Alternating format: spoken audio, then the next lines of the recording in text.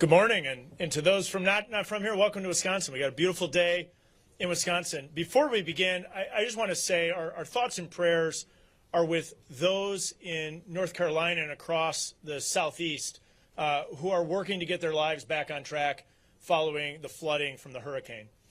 Also, not only our thoughts and prayers, but also our support is with the people of Israel who are under assault right now from the regime of Iran. We need to make sure that we stand strong with our ally Israel. And for all of us, may we keep them in our thoughts and prayers throughout today and this evening. We're here today to talk about school choice. And let me tell you, I couldn't be more excited that President Trump is in Wisconsin and campaigning in two of the most blue areas of our state. He just left Dane County, Wisconsin, and now is coming into the city of Milwaukee.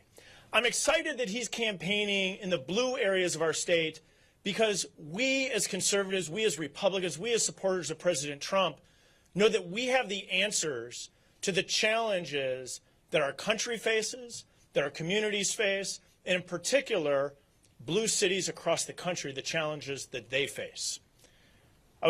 This weekend, I was at the Hispanic Community Outreach Center for the Wisconsin GOP opening in Milwaukee. And I can't tell you how many people I talked to that are excited to vote for President Trump in 5 weeks. And in particular, we talked about a number of policies. We talked about how the Biden-Harris administration has driven inflation higher and it's made it harder for families to afford the things that they need. We talked about the impact that soft on crime policies are having on our nation's bluest cities, about how we have to be standing with the men and women of law enforcement and making sure that we're holding criminals accountable. We talked about national defense and about the importance of having a strong national defense to deter the aggression we've seen around the globe. And I can't tell you how many people I talked to, how many moms and dads I talked to about the importance of school choice. A policy championed by conservatives, championed by Republicans, championed by President Trump. And it's a policy that says moms and dads should have a choice to choose the school that's best for their child, to make sure that their child is in an environment where they can succeed. In Wisconsin, under Governor Tommy Thompson, who will be joining us in just a little bit, Wisconsin founded school choice. And we have seen the positive results time and again as moms and dads have been able to choose a school that's best for their child. It's about letting parents decide what's best for their children. And as conservatives, we know that as we empower moms and dads, we help every child in our state succeed. The other day, I was involved in the appointment to the service academies. I recognized one young man who was at a choice school.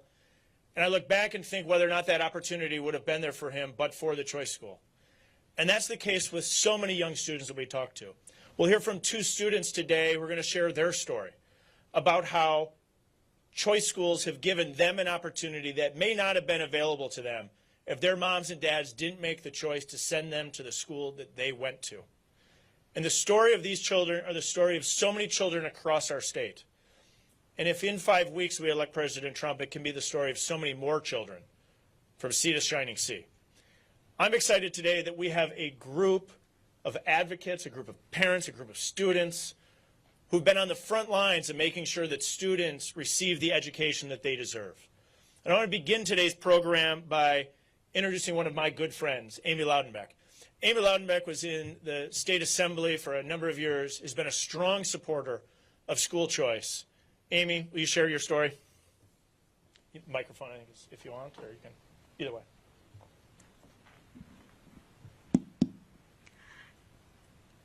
Good afternoon, and thank you for the introduction, Congressman Stile. My name is Amy Loudenbeck, and I'm here to talk about the importance of education freedom and school choice and the stark contrast between the Trump-Vance ticket and the Harris-Walz ticket when it comes to the ability of families in Milwaukee and across Wisconsin to choose the school that best meets the needs of their child. We're here in Milwaukee, birthplace of the nation's first real parent choice program that provides scholarships on behalf of income-eligible families so they can attend a private school tuition-free. Lots of other forms of school choice exist in Wisconsin. Public-to-public open enrollment, tuition-free public charter schools for all, and homeschooling, to name a few. School choice is popular here, not just with participating families, but with regular people like me. Polling has proven over and over again that voters support school choice, education savings accounts, and other taxpayer-funded options to support student success. So I was stunned when I read the Biden-Harris United States Department of Education Secretary Miguel Cardona's public denouncement of school choice in his own words as published last month in the Milwaukee Journal-Sentinel. And I wasn't the only one who was upset.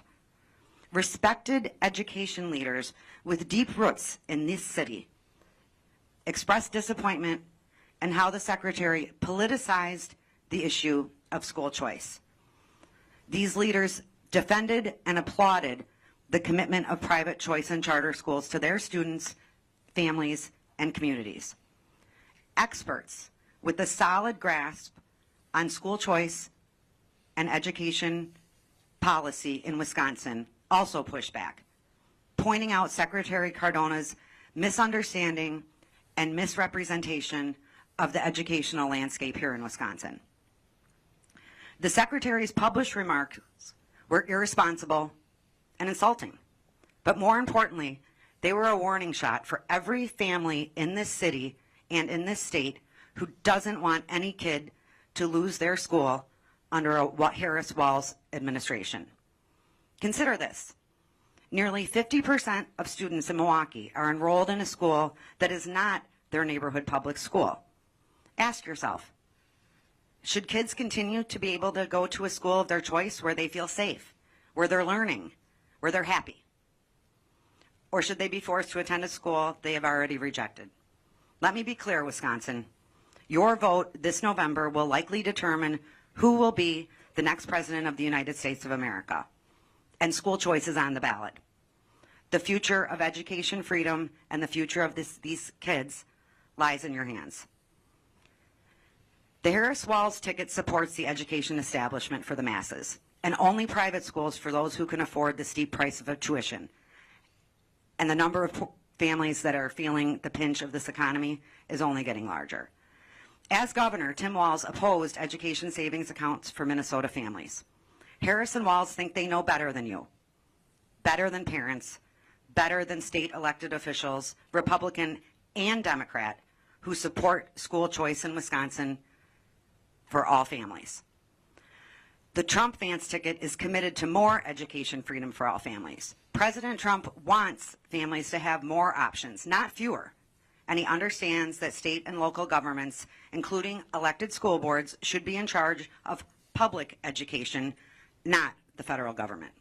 Milwaukee, do not let partisan politics cloud your judgment this November. Please, do your homework, choose wisely, and cast your votes for the candidates who support school choice, Donald Trump and J.D. Vance. Thank you, Brian. Thanks, Amy, and you're exactly right. It's about providing moms and dads more opportunities so that they can select the school that's right for their child. Next up is Scarlett Johnson. Scarlett Johnson is a mother of 5 and a strong advocate for parents and for students, and has been involved in Moms for Liberty. Scarlett Johnson? Hello. Having traveled the state of Wisconsin, I cannot overstate the concern that parents have for the well-being and the education of their children. I'm going to talk a little bit about Title IX and the effect that it's having on Wisconsin schools, and why school choice provides an off-ramp for parents who are just desperate for their kid to be in a school that's sane.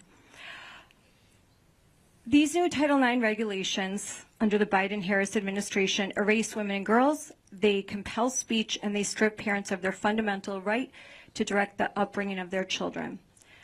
The divide in Wisconsin, like in America, is not between right and left. It's between normal and crazy. You know, and that's really evident in education. Because normal people just want their kids to be educated, to have the skills that they need in life to succeed and go to college and find a future career that fulfills them. Crazy people see classrooms as a place to recruit foot soldiers for a woke army. And if you don't believe me, you can come to a presentation. I always provide receipts, and there are many. I will just give you a few. Milwaukee Public Schools. They have conversations about gender diversity in 5K classrooms. This is a time where kids need to learn to read. They need to learn phonics.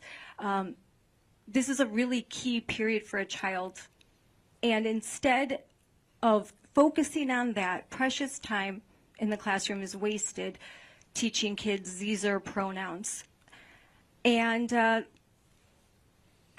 I know for a fact that most Milwaukee parents do not agree with this. This is not what they signed up for. And instead, this kind of radical indoctrination and curriculum just kind of gets shoved down their throat, and they feel like they don't have a choice. Where else can they go? And school choice provides them an off-ramp from schools that are failing to do their job. In Sun Prairie, an 18-year-old boy goes into a shower room. There's four 14-year-old freshman girls, and exposes himself, exposes his genitalia to them, and says, "I'm trans, by the way." And you know what happens? Nothing. The parents aren't notified till a month later. The girls who feel victimized are silenced because they feel that if they say anything, they'll be labeled. They might be called a bigot or a transphobe. Eventually, when the girls have the courage to talk to administrators, the Title IX coordinator and the administrators do nothing but tell them if they would like to have a safe space, then they should go find another place to change, or maybe just skip showering altogether. This is wrong. Under the Biden-Harris administration, Title IX protections disappear as our daughters are exposed to traumatic and unsafe situations. This is why it is crucial that sane parents vote for a president who will restore Title IX to its intended purpose, protecting women and girls, on day one. We must do this to prevent what happened in Green Bay, Wisconsin, when a biological male was allowed to play on the high school volleyball team, despite the teammates reporting injuries and bruises, despite that they complained they didn't want to share a private changing space with the biological male. No, instead, those girls were told, as were their parents, that if they wanted a safe place, they would just have to go find a closet somewhere. And this is wrong. This is very wrong. I'm going to end with this because I think it's a really compelling story, and it's from the mouth of a middle school child in the Swallow School District. She had the courage to speak to her school board and advocate against the new Title IX rule. She looked up at her school board members and said, "I know you guys think that you probably don't have to listen to a middle school girl, but you know what?" she said, "I'm on the student council. And I am here to protect the younger kids, the kids that are too afraid to say something. I have to be brave for them." She said she didn't want them to walk into a bathroom and see someone of the opposite sex. She said, "That's not right. That's not how it's supposed to go." She ended, "I know some people are like, there's no way, one way that things should, no one way that things are supposed to go. But when you really think about it, there is." And she's right. As a parent, I'm deeply concerned that a potential Harris-Walz presidency would give way to the most anti-parent, extremist education policy that America has ever known. And the only off-ramp that parents will have is school choice, educational freedom. We have to fund kids, not systems. And President Trump agrees with that. Our kids go to public schools. They do not belong to them. It is time for Mama Bear David and to take on the Department of Education Goliath. We must use our voice and use our vote to fight for our children. Scarlett, thank you very much. Thanks for sharing the perspective of how school choice and about how schools impact parents and children. Now we want to hear from students. And I want to start with Leah Lawrence. Leah, I asked Leah, who's a high school senior and a wrestler, and I said, Leah, what's your favorite subject? She said AP chemistry. I thought that tells you the exact kind of student I know that Leah is if the answer is AP chemistry. Leah, will you share your story about how school choice has impacted you? Yes, I will. Good afternoon, everyone. As you know, my name is Leah Lawrence. I am a senior at Wisconsin Lutheran High School, which is a choice school, and I'm honored and thankful to be here today and talk about this subject, school choice. Growing up, my family and I faced the challenge of finding a school that will give me the best opportunity to succeed. Thankfully, because of the school choice program, I was able to attend a school that truly fit my needs, academically, socially, and personally. School choice gave me the freedom to choose the path that worked best for me. And it's a freedom every child and family deserves. I stand here today incredibly grateful for this opportunity to attend a school where I could grow and learn without limits. Without school choice, I wouldn't have access to these resources, and I wouldn't have the environment that would help me achieve my goals. Now, as we look at this upcoming election, there's one candidate who has always supported school choice, President Trump. President Trump understands that education is the key to a bright future for every child, and that every family deserves the right to choose what's best for their children. He's the only candidate in this race who has consistently championed school choice, and he believes that no child should be held back by failing schools or limited opportunities. His dedication to expanding school choice gives families hope for a future where everyone can attend a school that's right for them.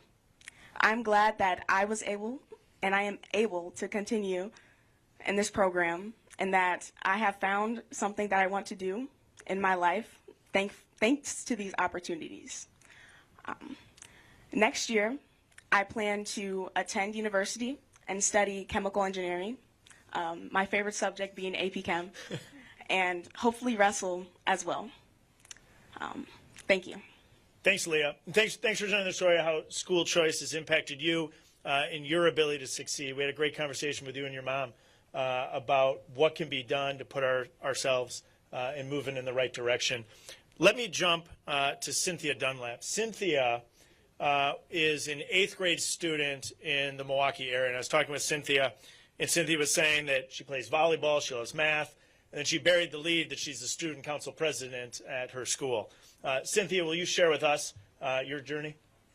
Hello, I am Cynthia Dunlap, and I am an 8th grade student at Trinity.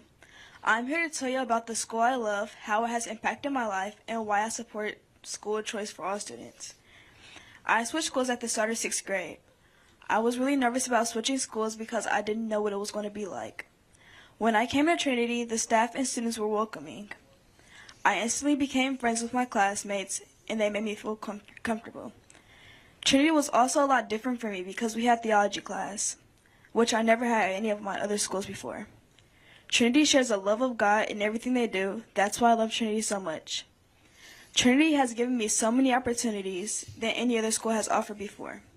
I'm involved in volleyball, cheer, and theater and student council. In volleyball, I've learned that when things get hard, I always can't give up. I have to keep going no matter what happens. Volleyball has also made me closer with classmates and kids in different grades. I've grown such a strong bond with them, and I'm happy to be a part of the volleyball team. In cheer, I've learned how to work with others in sports.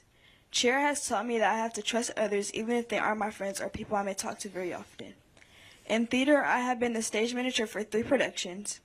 Being the stage manager has taught me a lot. I've learned how to be a trustworthy leader and a better understanding person.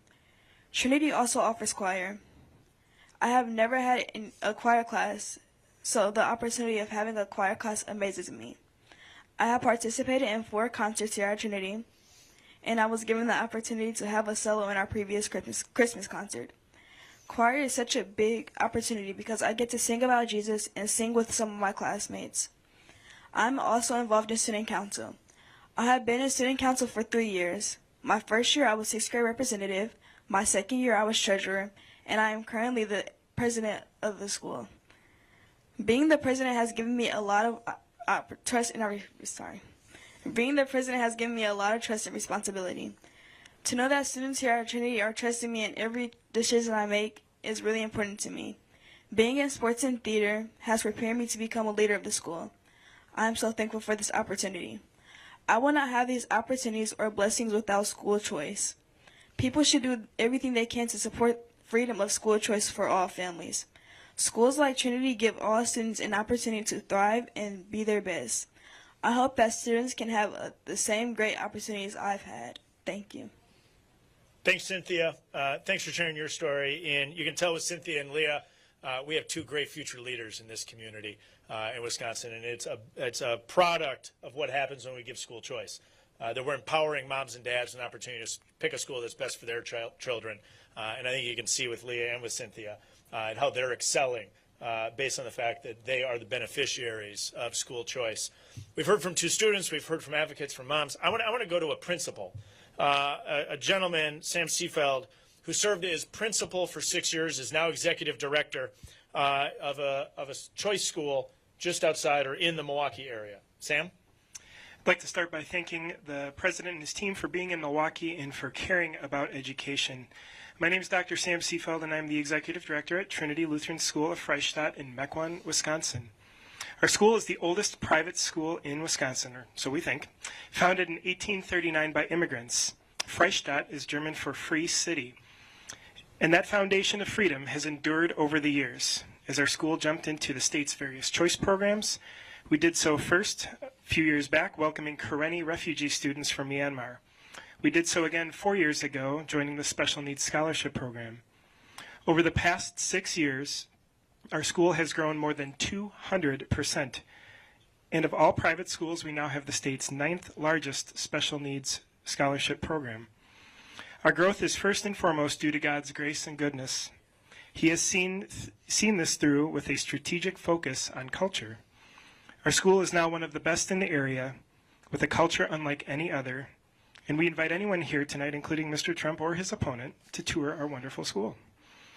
My 2 oldest children, August and Elena, would not be able to afford Trinity without school choice. The goal of educational choice should be to provide families a wide range of choices that enable them to choose options that align with their family's values and faith, as well as with their children's passions and learning styles. For us, that's Trinity. In order to provide that access, the federal government should do what it can to return taxpayer dollars to the states, and by helping to create more access for kids at local levels. The money belongs in the backpack of each child, not in unnecessary federal programs or even departments. When it comes to these choices, the president should work to ensure that private schools are free to be as diverse as the children and families they serve. But this requires autonomy in the areas of curriculum, instruction, staffing, religious practices, etc. The government should not be interfering with curriculum. Instead, here's what the government needs to be focusing on. Number 1, trust parents to choose the best schools for their children. Ensure that the funding follows the students, regardless of the type of school they attend. Number 2, ensure educational freedom for all. 3, offer private schools, and for that matter, local education agencies, autonomy, especially in choosing curriculum and methods of instruction. And 4, eliminate excessive regulation, programs, or even departments that waste taxpayer dollars. It is my hope that all children can one day have a full and unfettered access to the school of their choice. That accountability may ultimately be placed in the hands of the taxpayer by the direction of their own dollars in the backpack of their child. Thank you, and may God bless our nation's children and their families. Sam, thank you very much. I think what you heard today was the importance of empowering parents to make a choice to pick a school that's best for their child. I appreciate all of our panelists being with us. Today, the panels are going to remain. The president will be here momentarily, and we'll be right back with you. Thank you.